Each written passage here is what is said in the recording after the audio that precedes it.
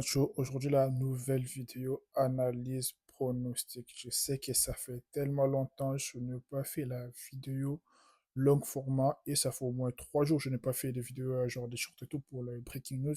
Et là, on va reprendre les bases. On va faire aujourd'hui, je veux faire analyse et pronostic pour le combat de ces genre pour les fights de ce week-end et tout de l'UFC. Ça va être Hernandez et Strickland. Genre, je vais commencer le point fort, les points faibles de deux combattants. Après, à la fin, je vais donner les pourcentages qui va gagner. Voilà.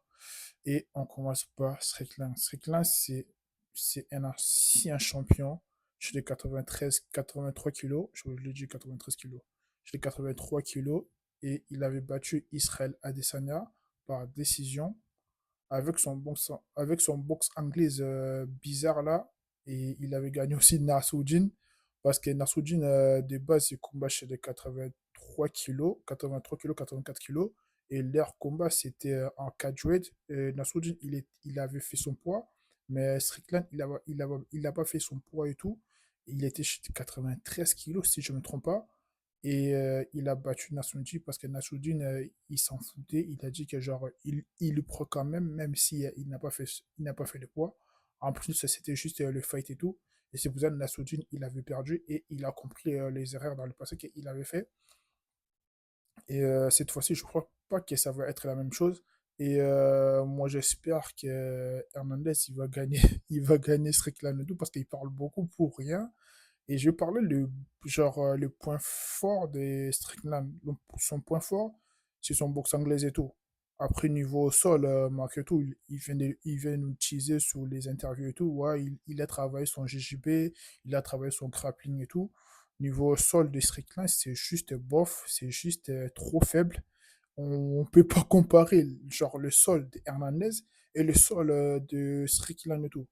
Ce n'est pas un combattant complet. Hernandez, il a dit que ouais, Strickland, c'est un combattant complet et tout. Il doit faire très attention. Là, il n'a pas tort. Histoire de faire très attention, là, il n'a pas tort. Et Strickland, depuis son dernière victoire contre Israël Adesanya, il n'a pas gagné. Il a perdu contre Duplessis pour la ceinture.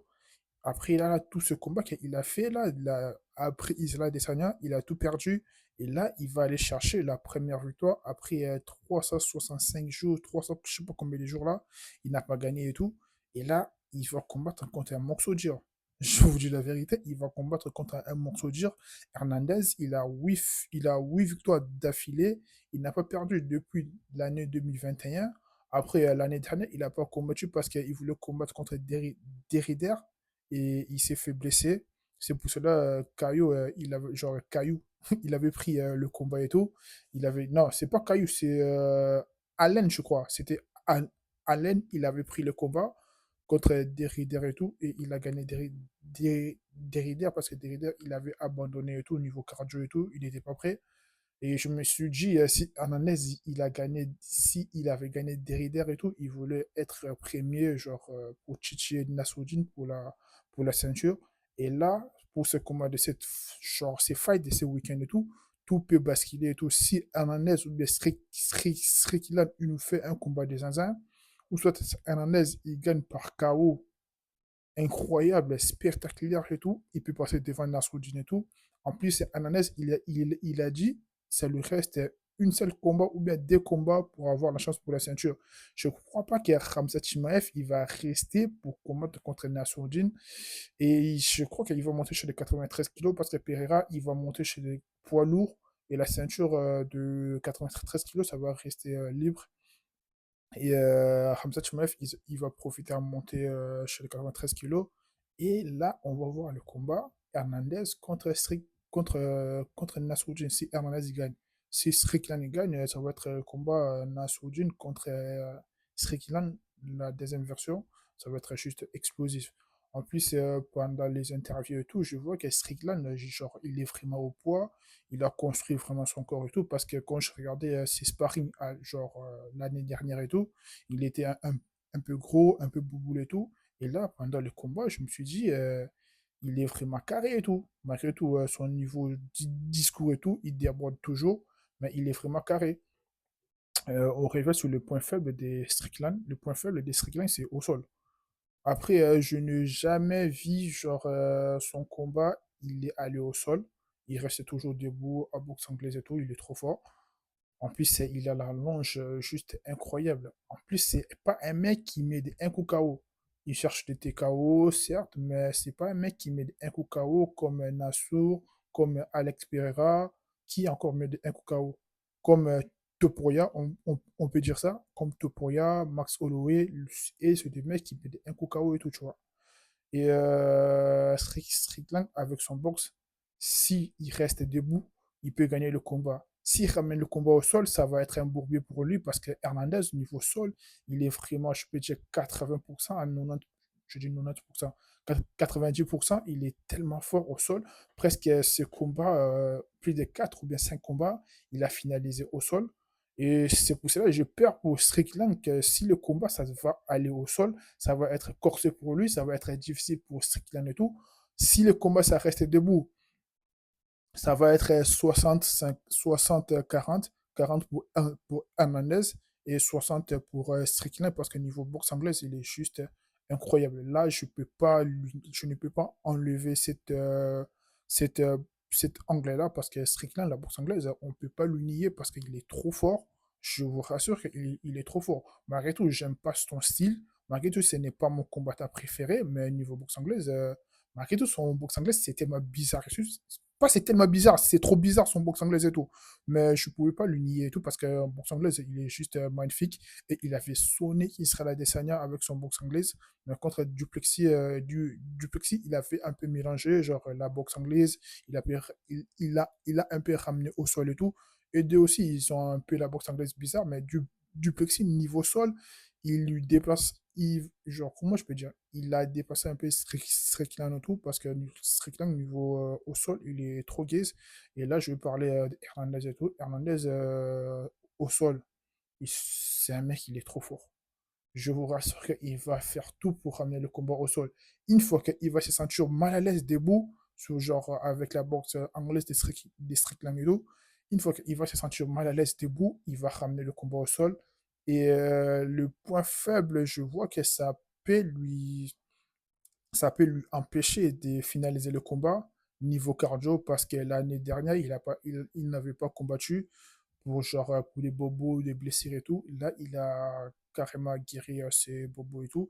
Malgré tout, le combattant, quand il combat et tout, dans leur fight week et tout, ils sont pas à 100%, mais là, je suis sûr qu'il est minimum à 90%, 95% et tout.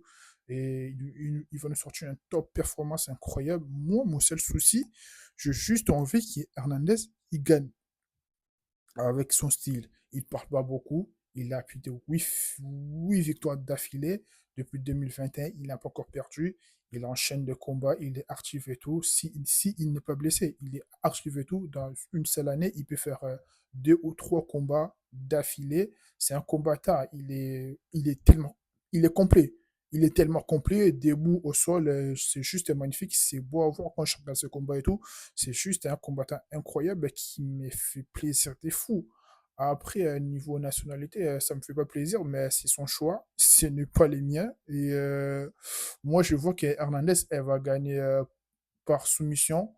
Si le combat ça part en décision, ça va être pour Strickland parce que lui, il va toucher. Il va toucher archi fort. Il va frapper vraiment fort. Comme je vous dis, il va frapper fort. Il va frapper fort. Et le combat, c'est 60-40. Et 60 pour Hernandez parce que c'est un combattant, il est complet. Et 40% c'est pour Strickland et tout parce que il est un peu l'ancien champion, il sait comment gagner le combat par des points et tout. Malgré tout, c'est un combattant, il ne met pas beaucoup de KO, mais il avait dit sur son interview et tout, il a dit que ce combat, il va gagner par KO au quatrième round. Parce que je suis sûr que niveau cardio de Hernandez, au troisième, au quatrième, ça va baisser et il va aller il va aller pourrir le combat au sol, genre sécuriser la victoire au sol et chercher étranglement ou bien Kimura, je sais pas quoi là, mais il va aller juste terminer le combat au sol. Pour moi, je vois le combat, premier round, deuxième round, jusqu'au troisième, il peut rester debout. Il peut rester debout. Après, troisième, quatrième, cinquième, Hernandez, il va juste tenter d'aller au sol et finaliser le combat. Moi, je suis sûr que Hernandez, il va gagner. Si Hernandez, il gagne, il va attendre encore une seule combat ou bien deux combats pour avoir la chance pour la ceinture.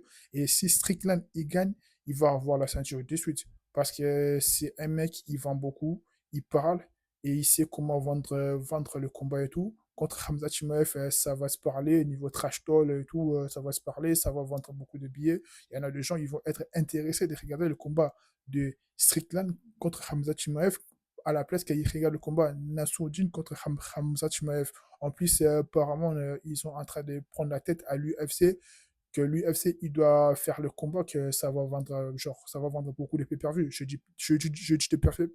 dis bien des pay-per-view, mais ce n'est pas des pay-per-view. Ce n'est pas des pay-per-view.